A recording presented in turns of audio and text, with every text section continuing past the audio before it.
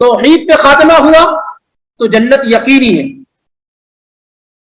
توحید پہ خاتمہ نہ ہوا تو جہنم یقینی ہے۔ اور لوگ اس مسئلے کو نہ جانے کیوں کم اہمیت دیتے۔ اگر اس سے بھی بڑا کوئی مسئلہ ہے، آخر ہم اور دوسرے لوگوں سے جو ممتاز ہوتے ہیں، الگ ہوتے ہیں، مسلم جب آپ کہتے ہیں تو دوسرے لوگ آپ سے الگ ہو جاتے ہیں۔ کس بنیاد پر الگ ہوتے ہیں؟ نماز کی بنیاد پر، روزے کی بنیاد پر، زکوٰۃ کی بنیاد پر، خیرات کی بنیاد پر، کس بنیاد پہ الگ ہوتے ہیں؟ صرف اور صرف توحید ہی کی بنیاد پہ دوسرے لوگ آپ سے الگ ہوتے ہیں۔ ہو سکتا ہے کہ ان کے اعمال آپ کے اعمال سے زیادہ بہتر ہوں، پر توحید نہ ہونے کی وجہ سے سب برباد اور بیکار ہو جاتے ہیں۔ اس لیے اپنی اولادوں کے ذہن و دماغ کے اندر توحید کا ڈالنا، توحید کی بیج ڈالنا، یہ نہایت اہم اور بنیادی چیز ہے۔ اور اگر آپ کی اولاد کا خاتمہ توحید پر ہو گیا تو اس سے بڑی کوئی نعمت نہیں ہے۔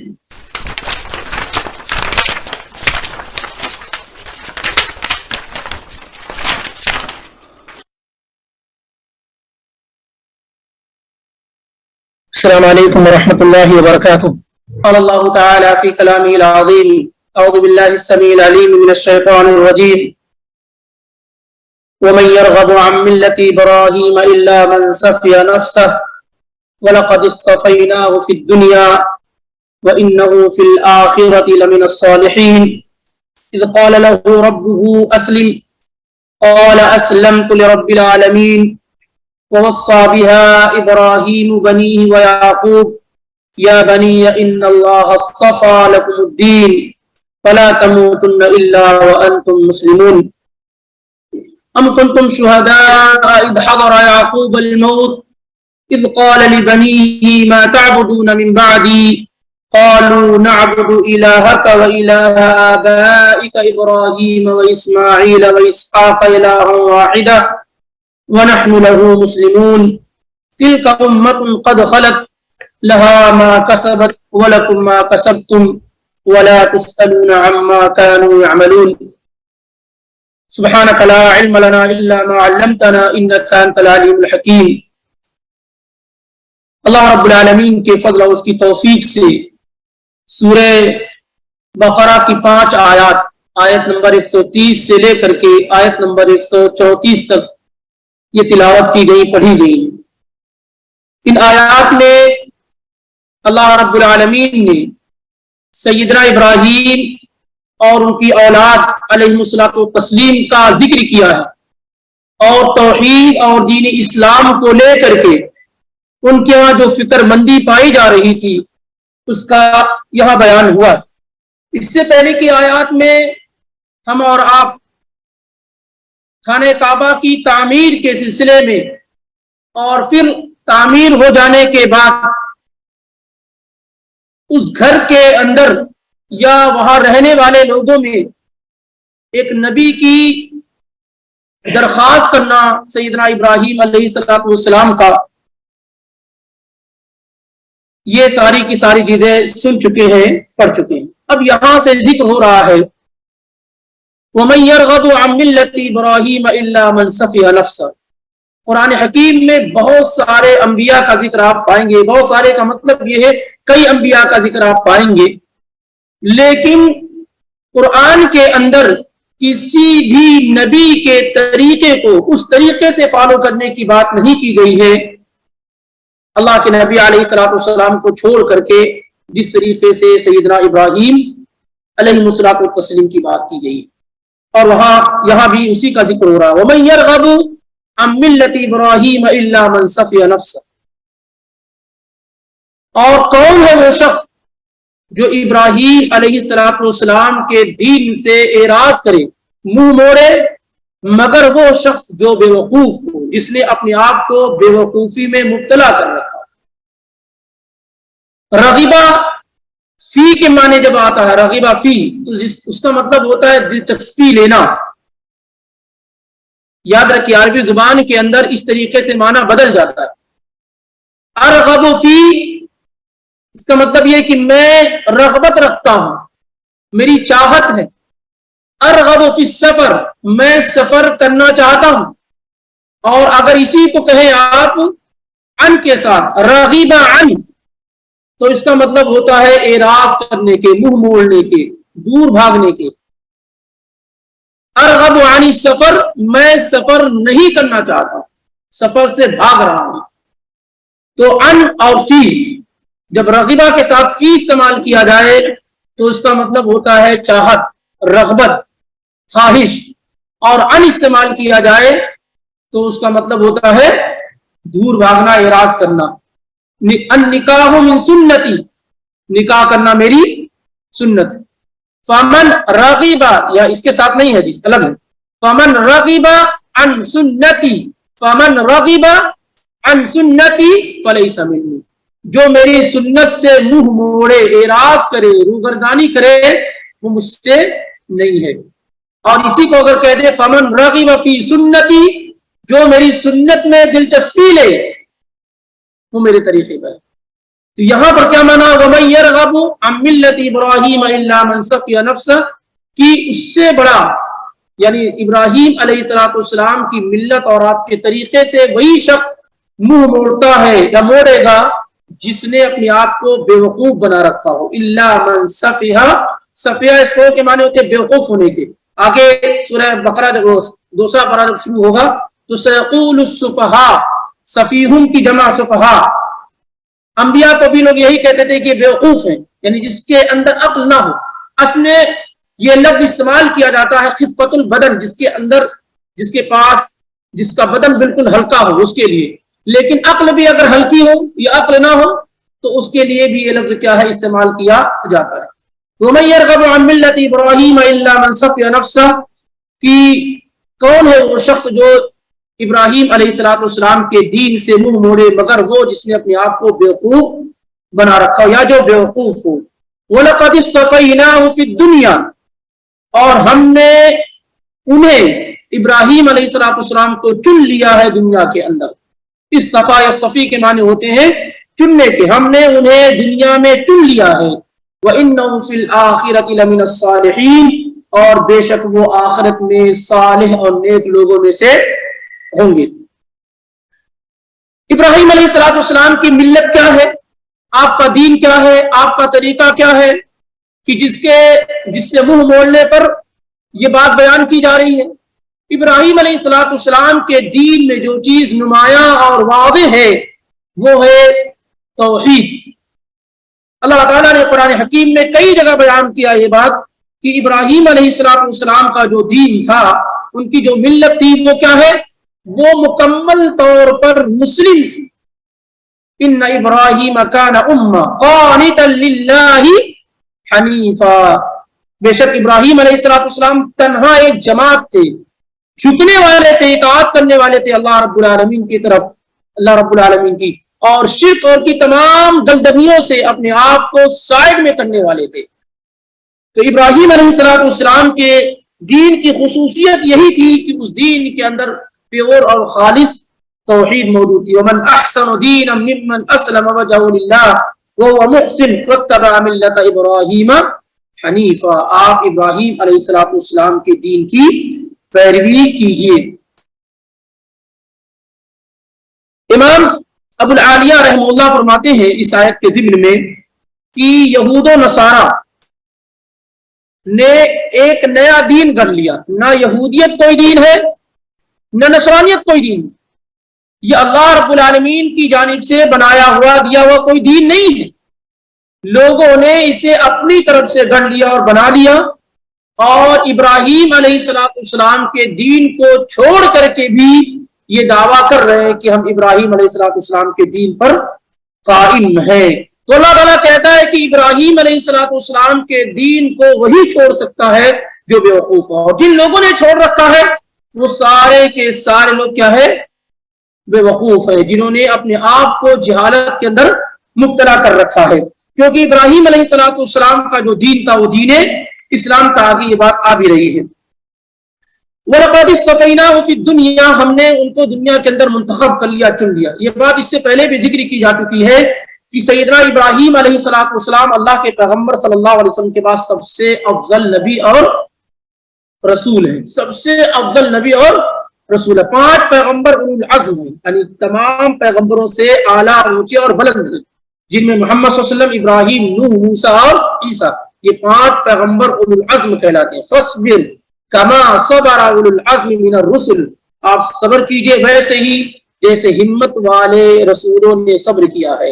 اور اس کا ذکر اللہ تعالیٰ نے سورہ احزاب میں کیا، وَإِذْ أَخَذْنَا مِنَ النَّبِيِّينَ مِيثَاقَهُمْ مِنْكَ وَمِن نُوحٍ وَإِبْرَاهِيمَ وَمُوسَىٰ وَعِيسَىٰ ابْنِ مَرْيَمَ، یہ 5 پیغمبر ہیں، یہ اولو العزم پیغمبر ہیں، یہ دیگر تمام انبیاء اور رسول سے افضل اور بہتر ہے۔ اور ان 5 میں اللہ کے نبی علیہ السلام سب سے افضل اور بہتر ہیں، اور آپ کے بعد سیدنا ابراہیم علیہ السلام ہیں۔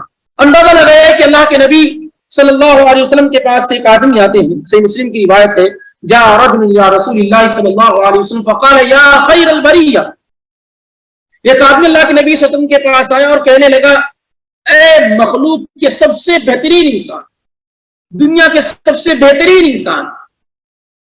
تو اللہ کے نبی علیہ السلام نے کہا ذاک ابراہیم، جب اس شخص نے نبی صلی اللہ علیہ وسلم کو کہا کہ آپ سب سے بہترین مخلوق ہیں، تو اللہ کے نبی علیہ السلام نے کہا ذاک ابراہیم، سب سے بہترین شخص کون ہے؟ ابراہیم علیہ السلام ہے۔ علماء نے ذکر کیا یہ تواضع ہے اللہ کے رسول صلی اللہ علیہ وآلہ وسلم کا۔ اور دوسرا معنی یہ بیان کیا کہ اس وقت تک نبی صلی اللہ علیہ وسلم کو معلوم نہیں تھا کہ آپ سب سے افضل اور سب سے اعلیٰ اور ارفع ہیں۔ اسی طریقے سے اس سلسلے میں علی رضی اللہ تعالیٰ عنہ کے متعلق لوگ کہتے ہیں علی خیر البریہ، کہ نبی صلی اللہ علیہ وسلم نے کہا کہ علی سب سے بہترین مخلوق، علی سب سے بہترین مخلوق ہے۔ روایت موضوع ہے، گڑی ہوئی ہے۔ نبی علیہ السلام نے علی رضی اللہ تعالیٰ عنہ کے متعلق اس طرح کی کوئی بھی بات نہیں بیان فرمائی ہے۔ اور یہ روایت امام ابن جوزی نے اپنی کتاب الموضوعات کے اندر، اسی طریقے سے امام ابن حبان نے المجروحین کے اندر، اور امام ابن عدی نے الکامل کے اندر، یہ ساری جو کتابوں کے نام ذکر کیے جا رہے ہیں، یہ موضوع اور من گھڑت جو روایات اس کو علماء نے اکٹھا اور جمع کیا ہے۔ اور معاملہ یہ ہوتا ہے، ہمارے پاس تو ایسا دین کے ساتھ کھلواڑ کرتے ہیں، کئی مرتبہ سننے کا اتفاق ہوا کہ لوگ حوالہ دیتے اور کہتے ہیں امام ابن الجوزی نے اپنی کتاب الموضوعات کے اندر یہ ذکر کیا۔ سبحان اللہ، اللہ کے بندو یہ بھی بتاؤ کہ الموضوعات کا مطلب کیا ہوتا ہے؟ الموضوعات حدیث کی وہ کتاب جسے امام ابن الجوزی نے ذکر اکٹھا کیا اور جمع کیا کہ یہ ساری احادیث گڑھی ہوئی ہیں، یہ اللہ کے نبی علیہ السلام نے یہ بیان نہیں بیان کی ہے۔ جیسے کہ لولا کا لما خلقت الافلاک، آپ نہ ہوتے تو ہم زمین و آسمان کو پیدا ہی نہ کرتے، کہتے ہیں یہ حدیث امام ابن جوزی نے الموضوعات کے اندر ذکر کیا۔ اب بیچارے سامعین میں یہ چیز لوگوں کو معلوم نہیں ہوتی ہے، تو یہ نہایت ضروری ہے کہ آدمی ایمانداری سے کام کرے۔ اور علماء نے ان روایات کو اکٹھا اور جمع کیا اپنی کتابوں کے اندر جو اللہ کے نبی صلی اللہ علیہ وسلم کی جانب منسوب کی گئی، ان میں سے ایک روایت یہ بھی ہے۔ اور ابراہیم علیہ السلام کی فضیلت اور مقام و مرتبہ احادیث کے اندر، قرآنی آیات کے اندر کثرت سے موجود ہے۔ آپ کو آگ میں ڈالا گیا تو اللہ تعالیٰ نے آگ کو حکم دے دیا کہ تو ٹھنڈی اور سلامتی والی، اور جتنے بھی اس وقت جانور وہاں موجود تھے سب کے سب آگ کو بجھانے کی کوشش کر رہے تھے، سوائے ایک کے گلگت جس کو بولتے ہیں، بزق عربی میں بولتے ہیں، اوزاغ اس کی جمع آتی ہے۔ اس کے متعلق ہے کہ اللہ کے نبی علیہ السلام نے اس کو قتل کرنے کا حکم دیا۔ امر رسول اللہ صلی اللہ علیہ وسلم بقتل الوزغ، گلگت کو اللہ کے نبی علیہ السلام نے مارنے کا حکم دیا۔ فإنه كان ينفخ على ابراہیم علیہ السلام، کیونکہ وہ ابراہیم علیہ السلام کی آگ میں پھونک مارتا تاکہ آگ اور تیز ہو جائے۔ اور اسی طریقے سے ام المؤمنین عائشہ صدیقہ رضی اللہ تعالی عنہ کے پاس باقاعدہ ہتھیار تھا، وہ کہیں بھی نظر آتا فوراً اس کو کیا ہے قتل کر دیتے تھے، ابن ماجہ وغیرہ کی روایت ہے۔ اور یہ بھی روایت موجود ہے لما القی فی النار لم تکن دابۃ فی الارض الا اطفأت النار عنہ غیر الوسط، جتنے بھی چوپائے یا جو بھی جانور وہاں موجود تھے سارے کے سارے آگ کو بجھانے کی کوشش کر رہے تھے سوائے کس کے؟ یہی گرگٹ اور وزغ کے۔ اور اسی طریقے سے یہ سب روایات صحیح ہیں۔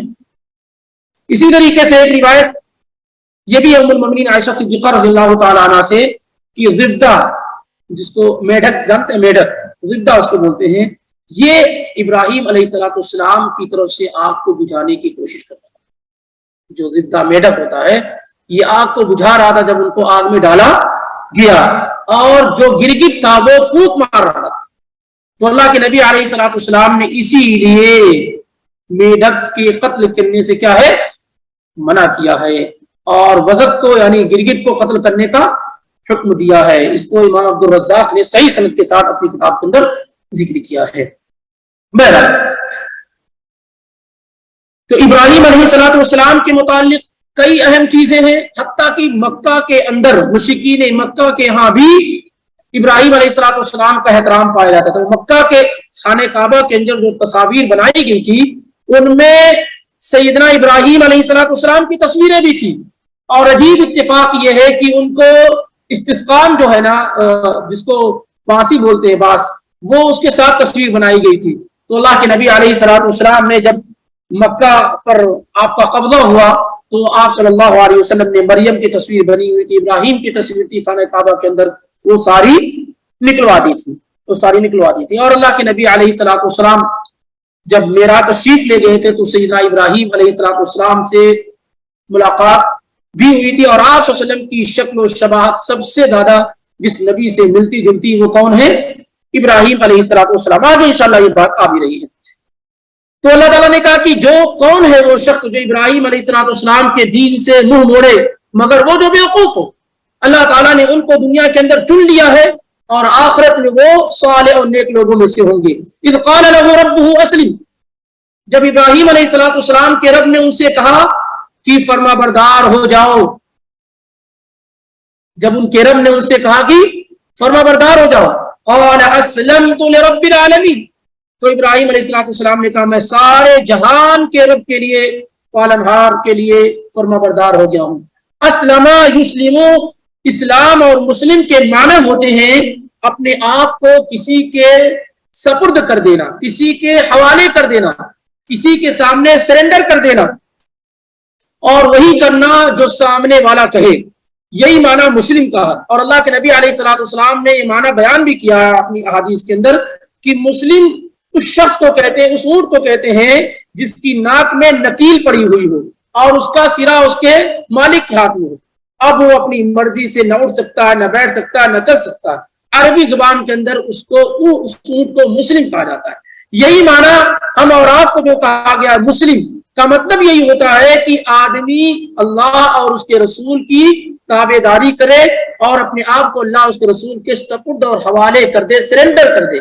یہی معنی ہے کیا ہے مسلم کا. اسی لیے اللہ تعالیٰ نے کہا کہ قال له ربه اسلم، جب ابراہیم کے رب نے اس سے کہا کہ فرما بردار ہو جاؤ، مسلم ہو جاؤ، قال اسلمت لرب العالمین، تو ابراہیم علیہ الصلوۃ والسلام نے کہا میں سارے جہان کے پالنہار کا فرما بردار اور مطیع ہو گیا.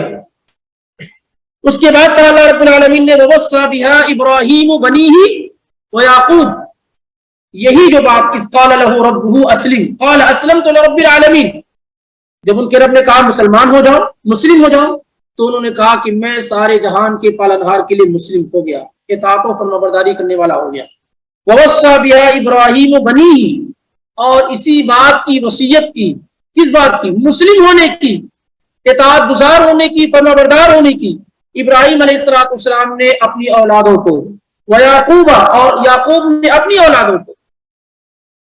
ابراہیم اور یعقوب ان تمام لوگوں نے اپنی اولادوں کو یہ وصیت کی کہ وہ فرما بردار ہو جائے. یا بنی ان اللہ اصطفى لكم الدین فلا تموتن الا وانتم مسلمون، اے میرے بچوں، اے میری اولادوں، اللہ تعالیٰ نے تمہارے لیے اس دین کو چن لیا ہے، منتخب کر لیا ہے. کون سا دین؟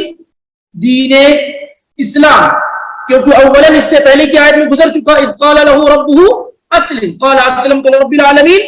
اور دوسری جگہ اللہ تعالیٰ نے بیان بھی کیا ہے کہ ان الدین عند اللہ اسلام، اللہ کے پاس جو دین ہے وہ صرف اسلام ہے. ومن یبتغی غیر اسلام دینا فلن يقبل منہ، اور جو اس کے علاوہ کوئی دوسرا دین تلاش کرے وہ اللہ تعالیٰ کے یہاں قبول نہیں کیا جائے گا، کیونکہ سارے انبیاء کا دین دین اسلام. الانبیاء اخوۃ لعلات، تمام انبیاء آپس میں باپ شریک بھائی ہیں. تمام انبیاء، یعنی تمام انبیاء کا مشن اور ان کا دین ایک تھا. تمام انبیاء کا، کسی بھی نبی کا دین دین اسلام کے علاوہ کوئی دوسرا دین نہیں. سارے نبی کے پاس جو دین تھا وہ الاسلام. تو اللہ کے نبی علیہ السلام فرماتے ہیں کہ تمام انبیاء آپس میں اللہتی بھائی ہیں، یعنی اللہتی ان کو کہتے ہیں کہ باپ ایک ہو اور ماں الگ ہو.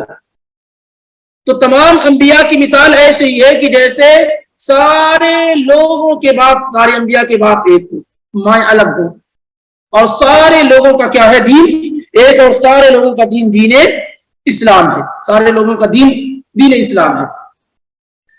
اسی لیے اللہ تعالیٰ نے کہا یا بنی ان اللہ اصطفیٰ لکم الدین. دیکھیے انبیاء اپنی اولادوں کو یہ وصیت کر رہے ہیں کہ اللہ تعالیٰ نے تمہارے لیے دین کو چن لیا ہے، منتخب کر لیا ہے. فلا تموتن الا وانتم مسلمون. تو تمہاری موت نہیں ہونی چاہیے مگر اس حال میں کہ تم مسلم ہو. اس حال میں کہ تم مسلم. یا ایھا الذین آمنوا اتقوا اللہ حق تقاتہ ولا تموتن الا وانتم مسلمون. یہ بات ابراہیم علیہ السلام نے اپنی اولادوں کو، اور اسی طریقے سے یعقوب علیہ السلام نے اپنی اولادوں کو، اور اولاد میں پوتی پوتا وغیرہ سب شامل ہیں. یہ وصیت کر رہے ہیں کہ ایسی حالت میں تمہاری وفات ہونی چاہیے. اسلام کی حالت میں وفات کب ہوگی؟ یہ ایک بڑا معاملہ ہے. ظاہری طور پہ ہم سارے لوگ مسلمان ہوتے ہیں، لیکن کیا واقعی طور پہ ہم اور آپ اسلام کی حالت میں وفات پا سکتے؟ یہ بنیادی چیز ہے.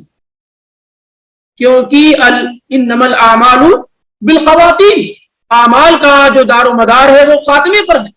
خاتمہ آپ کا کس پر ہو رہا ہے، اسی کا اعتبار کیا جائے گا. زندگی بھر آپ کون سا پاپ کرتے رہے، کون سا گناہ کرتے رہے، اس سے مطلب نہیں. اگر وقت سے پہلے، یعنی اس دنیا کو چھوڑنے سے پہلے آپ توحید و سنت پہ قائم ہو گئے تو آپ قیامت کے دن اسی پر اٹھائے جائیں گے اور اسی کا اعتبار کیا جائے گا. تو اسی لیے کہا فلا تموتن الا وانتم مسلمون. یہ اس بات کی دلیل ہے کہ آدمی آخری وقت میں اور زیادہ کوشش کرے کہ وہ اسلام پر مکمل طور سے کیا ہے؟ کاربند ہو، اور اس کی روح نکلے تو مسلم ہو. اور یہ اسی وقت ممکن ہے جب انسان اپنی زندگی میں اللہ رب العالمین کا اطاعت اور گزار فرمانبردار بن کر رہتا ہے، تبھی اس کا خاتمہ کیا ہے؟ اسلام پر ہو پاتا ہے. وگرنہ ایسا نہ سوچے کہ چلو بھائی جس طریقے سے چاہے رہے، مرنے کے وقت کیا اسلام پہ آ جائیں گے، سب تو ہمارے اپنے اختیار میں. تو کسی کو نہیں معلوم کہ اس کی موت کب آ سکتی. آج آپ اللہ کی نافرمانی کر رہے ہیں، برائیوں کے اندر لطمت ہیں، ہو سکتا ہے اسی حالت میں آپ کی وفات ہو جائے. تو فلا تموتن الا وانتم مسلمون آپ سے رہ گیا. اس لیے انسان ہر عمل کرتے وقت اس بات کا خیال رکھے کہ کبھی بھی موت کا فرشتہ آ سکتا ہے، اور جو عمل وہ کر رہا ہے وہ اللہ کی رضا، اس کی خوشنودی میں ہے کہ نہیں ہے. اس لیے کہ توفیق اسی کو ملتی ہے جو اللہ رب العالمین کی اطاعت و فرمانبرداری پر جمے رہنے کی کوشش کرتا ہے. ایسے ہی آدمی کی وفات توحید کی حالت میں یا اسلام کی حالت میں ہو پاتی ہے. پھر اس کے بعد اللہ تعالیٰ نے کہا ان کنتم شہداء اذ حضر یعقوب الموت. یہ تم جو ہے یہود و نصارہ، خاص طور سے یہودیوں کو مخاطب کیا جا رہا ہے کہ جو شرک کے اندر مبتلا ہو گئے، یا نصارہ جو شرک کے اندر مبتلا ہو گئے، ان لوگوں نے عزیر کو اللہ کا بیٹا بنا لیا، عیسیٰ علیہ السلام کو اللہ کا بیٹا بنا لیا، وغیرہ وغیرہ. یہ لوگ کہتے ہیں کہ ہم جو ہے ابراہیم علیہ السلام کے دین پر ہیں، ہم یعقوب علیہ السلام کے اولاد ہیں. اور یہ یہودی کیا کہتے تھے؟ یہ جو اسرائیل ملک رکھا گیا ہے، اس نام تو اور کوئی بھی رکھ سکتے تھے، لیکن یہ جانتے ہیں کہ اسرائیل، جس کو آپ لوگ اسرائیل وغیرہ نہ جانے کیا کہتے ہیں، اصل لفظ اس کا اسرائیل ہے. یہ اسرائیل لقب ہے یعقوب علیہ السلام کا. پورے یہودی یہ کہتے ہیں کہ ہم ان کی اولاد ہیں، ہم ان کی اولاد ہیں، اسی لیے بنی اسرائیل کہلاتے ہیں. تو یہ اپنی نسبت یعقوب علیہ السلام کی طرف کر رہے ہیں، اور ان کا معاملہ یہ ہے کہ یہ انبیاء کی عبادت کر رہے ہیں، اللہ کے علاوہ لوگوں کے ساتھ شرک کر رہے ہیں، اللہ کے ساتھ شرک کر رہے ہیں.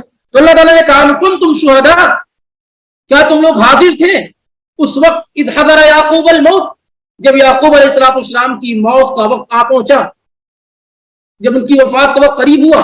تم یہ کہتے ہو کہ تم ان کی اولاد ہو، تو کیا اس وقت تم حاضر تھے جب تمہارے باپ یا دادا ابراہیم یعقوب علیہ السلام کی وفات کا وقت قریب آیا؟ کیا تمہیں معلوم ہے کہ انہوں نے اپنی اولادوں کو کیا وصیت کی تھی؟ کیا تم حاضر تھے؟ ام کنتم شہداء اذ حضر یعقوب الموت اذ قال لبنیہ ما تعبدون من بعدی. جب انہوں نے اپنی اولادوں سے کہا ما تعبدون من بعدی، تم لوگ میرے بعد کس کی عبادت کرو گے؟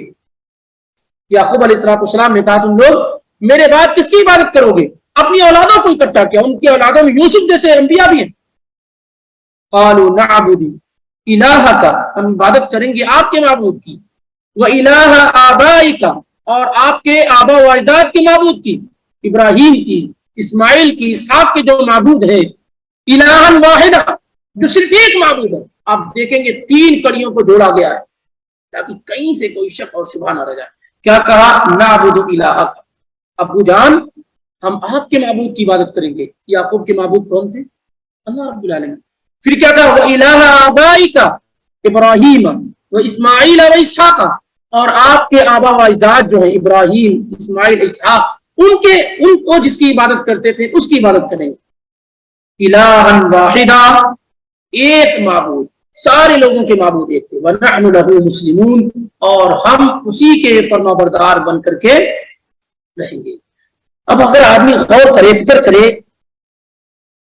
کہ کتنی اہم چیز ہے جو آج ہماری زندگیوں میں مس ہو جا رہی ہے، کہ انسان اپنی اولادوں کے متعلق اس قدر بے فکر ہے، ایسا لگتا ہے کہ اس کی ساری اولاد انبیاء اور رسول ہے جن سے شرک نہیں ہو سکتی. ایک نبی، وہ بھی نبی، عام نبی نہیں، اور اس کی اولادوں میں نبی، ان لوگوں کو اکٹھا اور جمع کر کے جو پیغام دیا جا رہا ہو کس بات کا؟ ابراہیم علیہ السلام اپنی اولاد کو اکٹھا اور جمع کر رہے ہیں تو توحید کی خاطر. یعقوب اس دنیا سے جا رہے ہیں تو اپنی اولاد کو یہ پوچھے کس کی عبادت کرو گے، کس کی عبادت کرو گے، یہ پوچھ رہے ہیں، یہ تاکید کر رہے ہیں. اس سے آدمی کو اندازہ لگا لینا چاہیے یہ کتنی اہم اور بنیادی چیز ہے، کتنی اہم اور بنیادی چیز، کیونکہ ساری چیزیں ڈیپینڈ ہیں. توحید پہ خاتمہ ہوا تو جنت یقینی ہے، توحید پہ خاتمہ نہ ہوا تو جہنم یقینی ہے. اور لوگ اس مسئلے کو نہ جانے کیوں کم اہمیت دیتے. اگر اس سے بھی بڑا کوئی مسئلہ ہے، آخر ہم اور دوسرے لوگوں سے جو ممتاز ہوتے ہیں، الگ ہوتے ہیں. مسلم جب آپ کہتے ہیں تو دوسرے لوگ آپ سے الگ ہو جاتے ہیں. کس بنیاد پر الگ ہوتے ہیں؟ نماز کی بنیاد پر، روزے کی بنیاد پر، زکوٰۃ کی بنیاد پر، خیرات کی بنیاد پر. کس بنیاد پہ الگ ہوتے ہیں؟ صرف اور صرف توحید ہی کی بنیاد پہ دوسرے لوگ آپ سے الگ ہوتے ہیں. ہو سکتا ہے کہ ان کے اعمال آپ کے اعمال سے زیادہ بہتر ہوں، پر توحید نہ ہونے کی وجہ سے سب برباد اور بیکار ہو جاتے ہیں. اس لیے اپنی اولادوں کے ذہن و دماغ کے اندر توحید کا ڈالنا، توحید کی بیج ڈالنا، یہ نہایت اہم اور بنیادی چیز ہے. اور اگر آپ کی اولاد کا خاتمہ توحید پر ہو گیا تو اس سے بڑی کوئی نعمت نہیں ہے. یہاں پر ایک اور اہم چیز ہے، کہا وَإِلَىٰ آبَائِكَ إِبْرَاهِيمَ وَإِسْمَاعِيلَ وَإِسْحَاقَ إِلَٰهًا وَاحِدًا. یعقوب علیہ السلام کے والد کون تھے؟ اسحاق علیہ السلام. اور دادا کون تھے؟ ابراہیم علیہ السلام. یہاں اللہ تعالیٰ نے کہا نعبد الہک و الہ آبائک، آپ کے باپ میں ذکر کیا ابراہیم کو، اسماعیل کو اور اسحاق کو. اسحاق بغیر کسی واسطے کے والد ہیں، ابراہیم علیہ السلام دادا ہیں، اور اسماعیل علیہ السلام کون ہے؟ یعقوب کے چچا باپ کے درجے میں ہوتا. صحیح بخاری کے اندر یہ روایت موجود ہے. اس آیت کی بنیاد پر بہت سارے علماء نے یہ بات ذکر کی ہے کہ جو دادا ہے وہ باپ کے درجے میں ہے. ان الجد ابن، دادا کیا ہے؟ باپ. مثال کیسے باپ ہے؟ جیسے ایک آدمی کی وفات ہوتی ہے اور اس کے بیٹی بیٹا ہے لیکن باپ نہیں ہے، دادا ہے، تو دادا کو اتنا ہی حصہ ملے گا جتنا باپ کو ملتا ہے. اور یہی بات سیدنا ابو بکر صدیق رضی اللہ تعالیٰ عنہ سے، عبداللہ بن زبیر سے، عبداللہ بن عباس سے اور دیگر صحابہ سے مروی. اس میں اختلاف ہے تھوڑا، بہت سارے لوگ نہیں مانتے ہیں، یعنی وہ میراث وغیرہ میں دادا کو باپ کے رتبے میں نہیں لاتے، اور بعض اکثر لوگ کیا ہے لے کر آتے ہیں، اور یہی درست اور صحیح بات ہے. تو جن لوگوں نے استدلال کیا ہے کہ دادا باپ کے درجے میں ہے، ان کی دلیلوں میں سے ایک بڑی دلیل کیا ہے؟ یہ بھی ہے کہ اللہ تعالیٰ نے ابراہیم علیہ السلام کو یعقوب کا باپ کہا ہے جبکہ وہ دادا تھے، اور یہی بات زیادہ درست ہے کہ باپ کی غیر موجودگی میں دادا باپ کے درجے میں ہے، واللہ اعلم بالصواب۔ یعنی اگر دادا آ گئے تو بھائی بہن آپ کے محروم ہو جائیں گے وراثت میں۔ دادا اگر آ گئے، اس میں ہوتا کیا، جیسے ایک آدمی کی وفات ہوتی ہے، اس کی اولاد نہیں ہے، بھائی بہن ہے، باپ بھی نہیں ہے، تو اگر دادا کو وارث نہیں مانیں گے، باپ کے درجے میں نہیں لائیں گے، تو پراپرٹی بھائی بہنوں میں تقسیم ہو جائے گی، اور دادا کو اگر وارث باپ کے درجے میں لے کر آئیں گے تو پھر بھائی بہنوں کو ایک پیسہ بھی نہیں ملے گا، جو کچھ ہے سب باپ کو مل جائے گا، یعنی دادا کو مل جائے گا۔ اور یہی دادا درست اور صحیح بات ہے کہ دادا کیا ہے، باپ کے درجے میں ہے، اور دادا کی موجودگی میں بھائی بہن جو ہے یہ محروم ہو جائیں گے۔ اب اس کے بعد یہاں جو ناز تھا یہود و نصارہ، خاص طور سے یہودیوں کا، بھائی ہم تو انبیاء، ہمارے باپ دادا ہیں وغیرہ وغیرہ، تو ہم تو ویسے بھی اتنے بڑے لوگوں کی اولاد ہیں کہ یوں ہی جنت میں داخل ہو جائیں گے۔ تو اللہ تعالیٰ نے کہا تلک امۃ قد خلت لہا ما کسبت ولکم ما کسبتم، تلک امۃ قد خلت، یہ امتیں تھی جو گزر گئی، یہ لوگ تھے جو گزر گئے، یعنی یعقوب ہے، ابراہیم ہے، اسماعیل ہے، اسحاق ہے وغیرہ وغیرہ، جو بھی گزر گئے، یہ امتیں تھی جو گزر گئی، لہا ما کسبت ولکم ما کسبتم، ان کے لیے وہی کچھ ہے جو انہوں نے کمایا، اور تمہارے لیے وہ کچھ ہے جو تم نے کمایا، یعنی تمہارے اعمال تمہارے ساتھ، ان کے اعمال ان کے ساتھ، اس بنیاد پر کہ تم بڑے باپ کے بیٹے ہو تمہیں کچھ نہیں ملنے والا، بڑی خاندان سے تمہارا تعلق ہے، کچھ نہیں ملنے والا، لہا ما کسبت ولکم ما کسبتم، یہ جو زام تم نے پال رکھا ہے نا کہ تم بنی اسرائیل ہو، یعقوب کی اولاد ہو وغیرہ وغیرہ، یہ کچھ بھی کام نہیں آنا، یہ امتیں تھی گزر چکی، انہوں نے، ان کے لیے وہی کچھ ہے جو انہوں نے کمایا، اور تمہارے لیے وہ کچھ ہے جو تم نے کمایا۔ اور اسی کو اللہ کے نبی علیہ السلام نے بیان بھی کیا کہ من بطأ به عمله لم يسرع به نسبه، صحیح مسلم کے اندر، کہ جس کو اس کا عمل پیچھے کر دے اس کا نسب اسے آگے نہیں لے جا سکتا۔ قیامت کے دن کوئی بھی ایک ایسا شخص نہیں ہوگا جو اس بنیاد پر اونچا اور اعلیٰ مقام دیا جائے گا کہ بڑے اونچے خاندان سے تعلق رکھنے والا ہے، کبھی بھی نہیں، کبھی بھی نہیں۔ اسی لیے آپ دیکھیں گے خود اللہ کے نبی علیہ السلام کے خاندان اور گھرانے میں کتنے ایسے لوگ موجود ہیں، لیکن دوسرے لوگ ان سے بہت افضل ہیں، بہت افضل ہیں۔ ابو بکر صدیق رضی اللہ تعالیٰ عنہ آپ کے گھر سے نہیں، لیکن امت میں سب سے افضل ہوا۔ عمر رضی اللہ تعالیٰ عنہ آپ کے گھر کے نہیں، لیکن امت میں سب سے افضل ہیں۔ عثمان بن عفان آپ کے گھر کے نہیں، لیکن امت میں سب سے افضل ہیں۔ اور علی رضی اللہ تعالیٰ عنہ آپ کے گھر سے ہیں، لیکن صحیح قول یہی ہے کہ یہ ان تینوں کے بعد،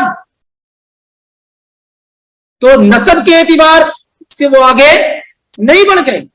یہ الگ بات ہے کہ لوگوں نے، دیکھیے احترام کرنا، عزت کرنا ایک الگ سی بات ہے، لیکن یہ کہ اس بنیاد پر کہ ایک آدمی کا تعلق فلاں نبی سے ہے، فلاں سے ہے، فلاں سے ہے، تو وہ اس بنیاد پر اس کو مقام و مرتبہ آگے مل جائے، ایسا قطعاً بھی نہیں۔ بلکہ آپ دیگر صحابہ کو دیکھیں گے تو وہ صحابہ نبی علیہ السلام کے اہل بیت سے زیادہ مقام و مرتبہ رکھنے والے ہیں، اور اللہ کے نبی علیہ السلام نے اپنی زندگی میں بار بار اسے بیان بھی کیا۔ آپ صلی اللہ علیہ وسلم نے بات، جیسے عباس آپ کے چچا ہیں رضی اللہ عنہ، اور سگے چچا ہیں، لیکن یہ سارے لوگ جانتے ہیں کہ عباس سے افضل یہ 10 کے عشرہ مبشرہ بالجنہ ہے، سب عباس بن عبد المطلب رضی اللہ تعالیٰ عنہ سے کیا ہے، افضل ہے، اور اس کے علاوہ اور دیگر صحابہ وہ سب کیا ہے، ان سے افضل ہے۔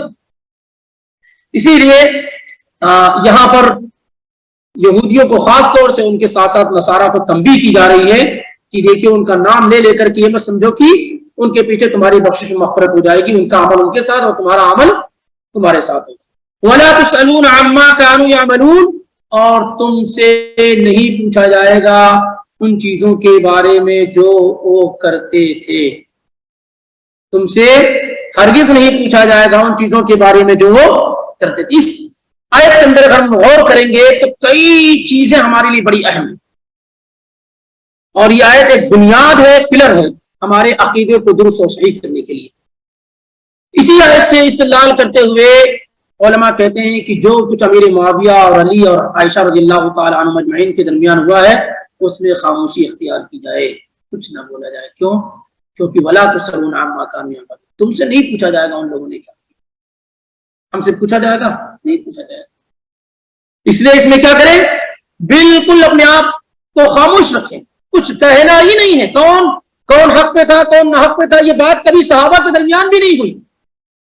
عمر بن عبدالعزیز رحمہ اللہ سے جب پوچھا گیا اس بارے میں کہ جو امیر معاویہ اور علی رضی اللہ تعالیٰ عنہ کے درمیان ہوا، کیا خیال ہے آپ کا، کیا اوپینین ہے آپ کی؟ جیسے آج تو ماشاءاللہ ہر گلی میں نوجوانوں کو پوچھو وہ باقاعدہ پورا لیکچر رکھے تیار ہوتے ہیں، یہ حق پر تھے، یہ نہ حق پر تھے، وغیرہ وغیرہ۔ تو کہنے لگے کہ اللہ تعالیٰ نے ہمیں محفوظ کر لیا ہے، ہماری تلواروں کو ان کے خون سے محفوظ کر لیا ہے، یعنی ہم اس لڑائی کا حصہ نہیں بن سکے۔ تو ہمیں چاہیے کہ ہم اپنی زبان کو محفوظ کریں۔ جب ہماری تلواریں محفوظ ہو گئی ہیں تو اپنی زبانوں کو محفوظ کر لیں، کیونکہ نبی علیہ الصلوۃ والسلام نے کہا جب صحابہ کے متعلق بات کی جائے تو خاموشی اختیار کی، جب تقدیر کے بارے میں بات کی جائے تو خاموشی اختیار۔ یہ بیٹھ کر کے فیصلہ کرنا کہ کون حق پر ہے کون ناحق ہے، یہ تو صرف منہج کی خرابی ہی ہو سکتی ہے، اس کے علاوہ اور کوئی دوسرا معاملہ نہیں ہو سکتا ہے۔ اور اس کو اب اس طریقے سے اس طرح کے موضوعات پر آپ دیکھیں گے کبھی بھی علماء نے گفتگو نہیں کی، بلکہ منع کیا جاتا ہے کہ عوام کے درمیان اس طرح کی کوئی گفتگو کی جائے۔ اور آپ ایک بات یاد رکھیں کہ اس سلسلے میں صحیح بات لوگوں کے سامنے نہیں ذکر کی جاتی ہے۔ کہتے ہیں کہ ایک طرف امیر معاویہ تھے، دوسری طرف علی رضی اللہ تعالیٰ عنہ تھے، تو صحابہ ان کے ساتھ تھے۔ یہ بات معلوم ہونی چاہیے کہ اس جنگ میں صحابہ کی جو تعداد تھی وہ 30 تک بھی نہیں پہنچی ہے۔ امام ابن تیمیہ نے ذکر ہے 30 تک نہیں پہنچی ہے صحابہ کی تعداد۔ یہ لوگ کہتے ہیں کہ بھائی تم کن کے ساتھ ہوتے، علی کے ساتھ ہوتے یا امیر معاویہ کے ساتھ ہوتے؟ ہم ان کے ساتھ ہوتے جو کسی کے ساتھ نہیں تھے۔ یہ نہیں کسی نے بتایا آپ کو؟ یہ کیوں نہیں بتایا جاتا ہے کہ صحابہ کی ایک بڑی تعداد وہ تھی جو کسی کے ساتھ نہیں تھی؟ اور خود علی رضی اللہ تعالیٰ عنہ سے قیس نے پوچھا تھا کہ یہ جو آپ جنگ کرنے جا رہے ہیں کیا اللہ کے رسول صلی اللہ علیہ وسلم نے ایسا کہا ہے، آپ کو کچھ ایسی بات آپ کو بیان کی ہے، یہ آپ کی رائے ہے، اوپینین اور اجتہاد ہے؟ آپ تو کہا اللہ کے رسول صلی اللہ علیہ وسلم نے اس بارے میں کوئی بات نہیں بیان کی، میری اپنی رائے اور اجتہاد ہے۔ ایسی عمار بن یاسر رضی اللہ تعالیٰ عنہ سے اس بارے عنہما سے پوچھا گیا تو انہوں نے یہ بات بیان کی کہ نہیں یہ تو اللہ کے نبی علیہ الصلوۃ والسلام نے ہم سے کوئی ایسی بات نہیں کی تھی کہ میں علی کے ساتھ رہوں وغیرہ وغیرہ، کچھ بھی نہیں، یہ ایک رائے ہے جس پر عمل کیا جائے۔ تو صحابہ کی بڑی تعداد وہ تھی نہ جو علی کے ساتھ تھی اور نہ معاویہ رضی اللہ تعالیٰ عنہ کے ساتھ تھی، جسے لوگ بیان ہی نہیں کرتے ہیں اور اپنے مطلب کی بات کو سمجھانے کی کوشش کرتے ہیں کہ دیکھو علی رضی اللہ تعالیٰ عنہ کا مقام و مرتبہ بہت بلند تھا، یہ تھا وہ تھا وغیرہ وغیرہ، تو ہم ان کے ساتھ ہوتے۔ نعوذ باللہ من ذالک۔ اصل بات بیان کی جائے جو وہ یہ ہے کہ ایک بڑی تعداد صحابہ کی وہ تھی جو دونوں میں سے کسی کے ساتھ نہیں تھی، اور ان دونوں کے ساتھ جو صحابہ کی بڑی تعداد رہی وہ 30 سے زائد نہیں، جیسا کہ امام تیمیہ نے ذکر کیا۔ اور اگر کسی کو معلوم ہے تو بتائے کتنے بڑے بڑے صحابہ تھے، وہ کس کے ساتھ تھے؟ کس کے ساتھ تھے؟ عبداللہ بن عمر، کس کے ساتھ تھے؟ عبداللہ بن عباس، کس کے ساتھ تھے؟ عبداللہ بن زبیر، کس کے ساتھ تھے؟ اسامہ بن زید۔ یہ صحابہ کن کے ساتھ تھے؟ کس کے ساتھ تھے؟ ابو ہریرہ، کس کے ساتھ تھے؟ محمد بن مسلمہ۔ کوئی ذکر تو کرے، ایک دو نام آپ کو جو یاد آتے ہیں، عمار بن یاسر چند نام بیان کرتی ہے۔ بڑے بڑے صحابہ جو تھے، یہ 37 اور 38 ہجری کی بات ہو رہی ہے، تو اکثر صحابہ موجود تھے، کن لوگوں کے ساتھ تھے؟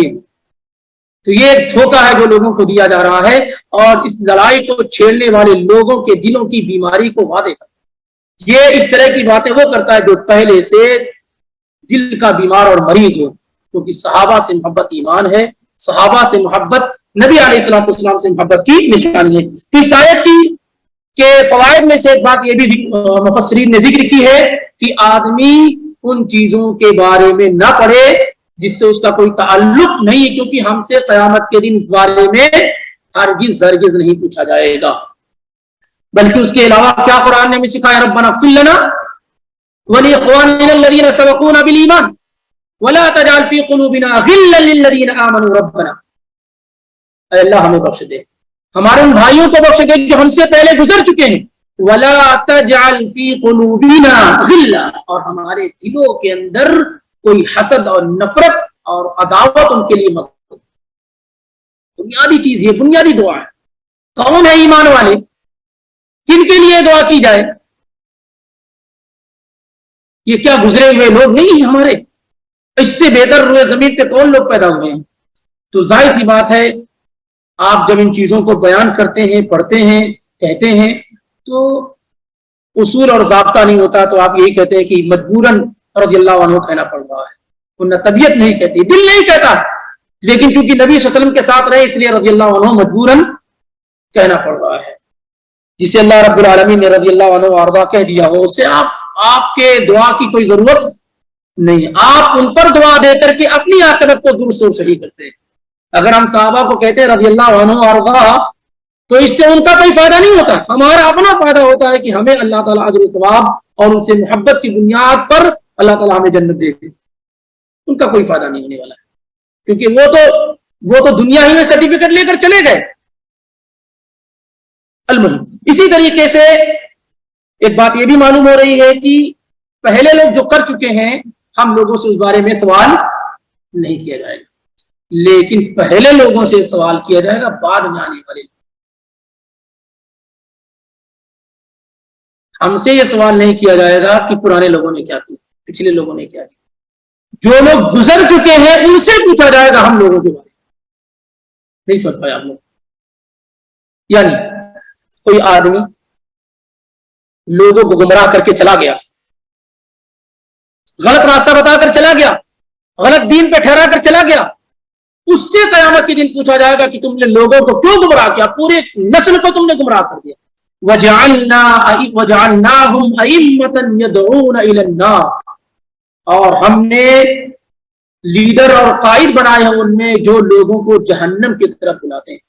تو ایسے تمام لوگ جنہوں نے بدعات و خرافات کے عمل انجام دیے، شرک و بدعات کے دروازے کھولے، امت پر اسے کھڑا کیا اور وہ مر بھی گئے، تو قیامت کے دن ان سے ہمارے بارے میں پوچھا جائے گا کہ تم نے ہمارے بندوں کو گمراہ کیوں کیا۔ اور قرآن سے بیان بھی کرتا ہے کہ جب قیامت کے دن حساب ہوگا اور دنیا میں جن لوگوں نے لوگوں کی پیروی کی ہوگی، بڑے بڑے لوگوں کی، تو وہ کہیں گے وَقَالُوا إِنَّا أَطَعْنَا سَادَتَنَا وَكُبَرَاءَنَا فَأَضَلُّونَا السَّبِيلَ، اللہ ہم نے اپنے بڑوں کی، اپنے پیروں کی، فقیروں کی اطاعت کی اور ان لوگوں نے ہمیں کیا ہے، گمراہ کر دیا۔ ربنا آتِهِمْ ضِعْفَيْنِ مِنَ الْعَذَابِ، اے اللہ انہیں تھوڑا موڑا عذاب نہیں، ان کو ڈبل عذاب دے، دگنا عذاب دے۔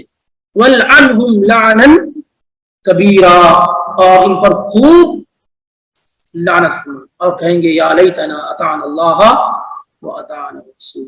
یہ 22واں پارہ کھولیں گے سورہ احزاب کا آخری صفحہ ضرور پڑھا کیجئے، یا لیتنا اطعنا اللہ واطعنا الرسول۔ ہر شخص قیامت کے دن کہے گا کاش کہ میں نے اللہ کی اطاعت کر لی ہوتی ہے، کاش کہ میں نے رسول کی اطاعت کر لی ہوتی۔ قیامت کے دن یہ بات تو بالکل طے ہو جائے گی نہیں۔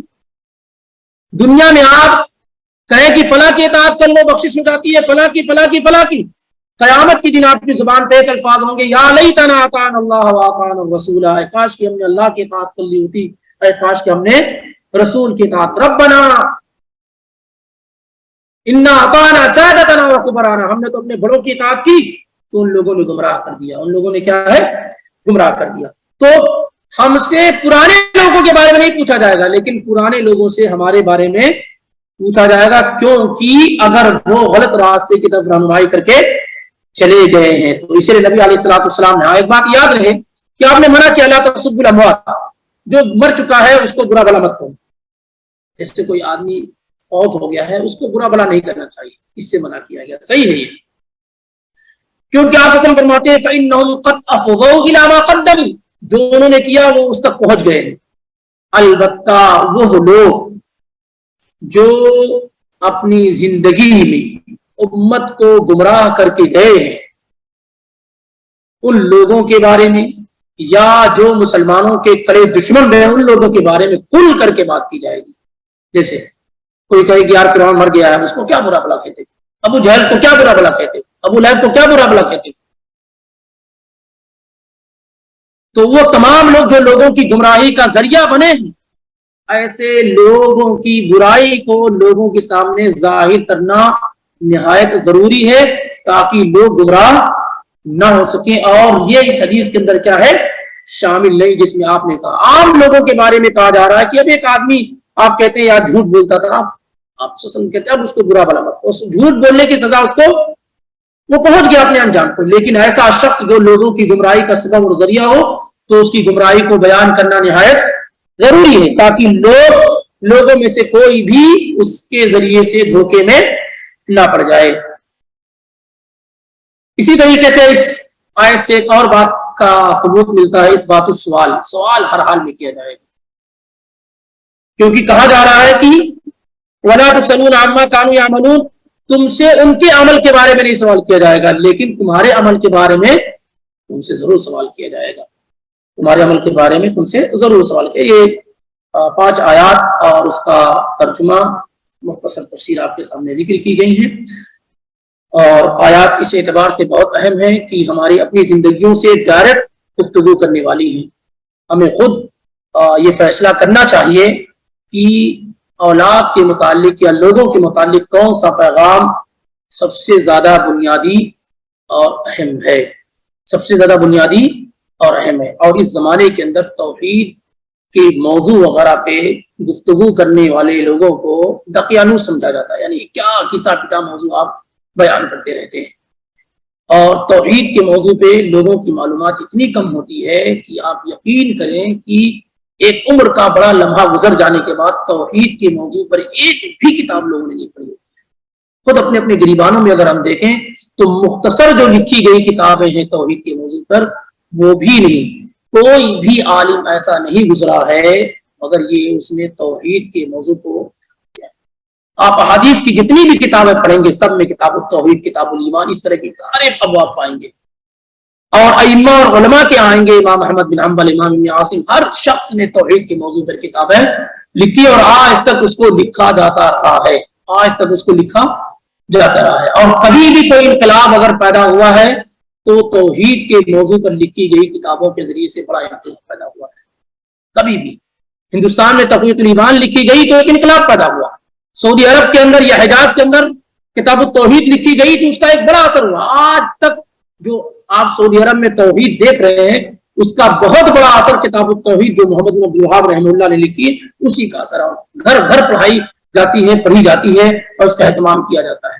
تو آدمی کے لیے جو سبجیکٹ بہت زیادہ اہم ہوتا ہے اسے بار بار وہ پڑھتا ہے، بار بار اسے بیان کرتا ہے تاکہ ہر آدمی کے دل و دماغ کے اندر چیز رچ جائے، کیونکہ عمل میں کوتاہی کا جو معاملہ ہے وہ کم اور بیشی کیا جا سکتا ہے، بھائی کوئی کم ثواب کا کم کرتا ہے، کوئی زیادہ کرتا ہے وغیرہ وغیرہ، لیکن آپ کبھی بھی آپ دیکھیں گے صحابہ اعمال کے اعتبار سے متفاوت تھے، الگ الگ تھے، لیکن ایمان کے بارے میں آپ کسی کے ایمان پہ کلام کر سکتے ہیں۔ صحابہ میں ایسے لوگ ضرور پائے گئے جسے زنا ہو گیا، شراب پی لی، لیکن کسی بھی صحابی کے بارے میں آپ یہ کہہ سکتے ہیں کہ یہاں عقیدے کے اندر ان کے یہاں خلل اور کمی پائی گئی۔ بچے کے اندر اللہ کے نبی علیہ الصلوۃ والسلام نے توحید کی وہ رمق ڈال، کام کرنے والی والیوں کو بھی معلوم ہوتا تھا کہ توحید کیا ہے۔ وہ لوڈی جس کو اللہ کے نبی صلی اللہ علیہ وسلم سے مسلم کی روایت بلا کے پوچھا تھا، جس کو صحابی رسول مار رہے تھے اور آپ نے دیکھ لیا، بلا کے پوچھا کہ این اللہ، اللہ کہاں ہے؟ تو اس لوڈی نے، کام کرنے والی دایا نے جواب دیا کہ اللہ فی السماء، اللہ آسمان میں۔ پھر ہم نے پوچھا من انا، میں کون ہوں؟ تو کہنے لگی انت رسول اللہ۔ اب آپ پوچھئے نا کہ نبی صلی اللہ علیہ وسلم نے یہ کیوں نہیں پوچھا اس سے کہ تمہارے اخلاق و کردار کیسے ہیں، تمہاری گفتار کیسی ہے، تمہاری نماز کیسی ہے؟ کیوں نہیں آپ نے پوچھا اس سے؟ کیونکہ بنیاد یہ بیس ہے یہ۔ اسی لیے انبیاء ابھی اپنی اولادوں کو یہ نہیں کہہ رہے ہیں کہ میرے بعد اچھے اخلاق سے پیش آنا، نمازیں قائم کرنا، زکوٰۃ ادا کرنا وغیرہ وغیرہ، کیونکہ وصیت ان چیزوں کی جاتی ہے جو سب سے زیادہ اہم اور بنیادی ہوتی ہے، اس لیے اس میں جو ہے پیچھے نہیں ہٹنا چاہیے۔ اور آدمی کا عمل اسی وقت بہتر ہو پاتا ہے جب اس کی توحید بہتر۔ توحید میں کمی کا نتیجہ ہوتا ہے کہ وہ ہر عمل کو اپنے مزاج سے دیکھنا شروع کر دیتا ہے۔ اس لیے ہم سمجھتے ہیں کہ توحید کوئی موٹی موٹی ایسی چیز ہے، بس جان گئے ہر آدمی مسلمان گھر میں پیدا ہو گیا، مسلم گھر میں سب توحید والا، اس کو نماز سیکھنے کی ضرورت ہے، روزہ سیکھے گا، زکات سیکھے گا، کب سب کچھ سیکھے گا، پر توحید نہیں سیکھے گا۔ کیوں؟ کیونکہ مسلم پیدا ہوا۔ اور قرآن کہتا ہے وما یؤمن اکثرهم باللہ الا وهم مشرکون، اکثر اللہ پر ایمان لانے والے، اکثر، سورہ یوسف کی آیت نمبر 106 دیکھیں، وما یؤمن اکثرهم باللہ، اکثر اللہ پر جو لوگ ایمان لاتے ہیں، الا وهم مشرکون، مگر وہی اللہ کے ساتھ کیا ہے؟ شرک کرنے والے۔ یعنی ایک طرف اللہ پر ایمان کا دعویٰ ہوتا ہے اور دوسری طرف انہی سے